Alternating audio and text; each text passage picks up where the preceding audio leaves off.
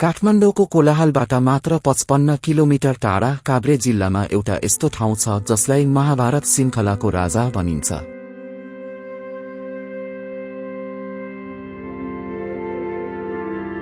समुद्री सतहबाट 3068 मिटरको उचाइमा अवस्थित बेथानचोक नारायणथान एउटा यस्तो गन्तव्य जहाँ धर्म सँगसँगै प्रकृतिको मिठो अनुभव लिन सक्नुहुनेछ।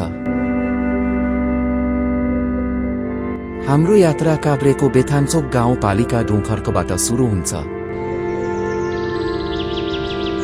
करिब 4 देखि 5 घण्टाको उकालो पदयात्रा, सल्ला र लालीगुराँसको घारी अनि चराचुरुङ्गीको मिठो धुन।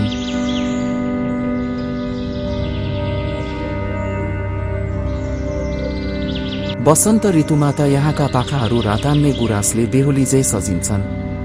यो बाटोले तपाईको धैर्यताको परीक्षा त लिन्छ, तर हरेक पाइलामा मिल्ने शीतल हावाले थकानलाई ऊर्जामा बदल्दिन्छ।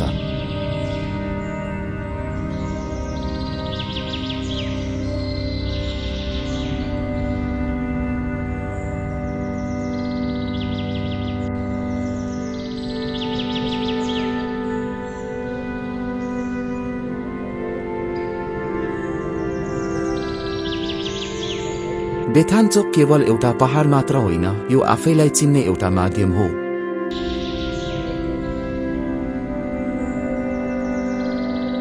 जब सूर्य क्षितिजमा अस्ताउँछ तब लाग्छ संसारको सबैभन्दा सुन्दर दृश्य यही नै हो।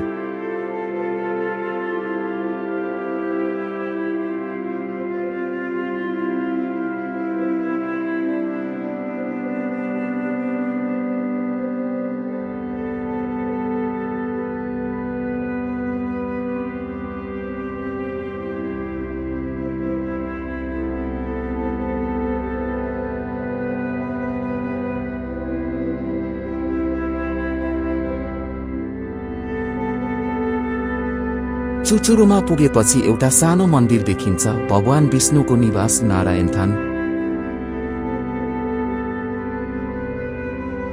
वर्षौंदेखि यहाँ स्थानीयहरू श्रद्धाका साथ पूजा गर्न आउँछन्। यहाँबाट देखिने 360 डिग्रीको दृश्य सायदै अन्त कतै देखिएला।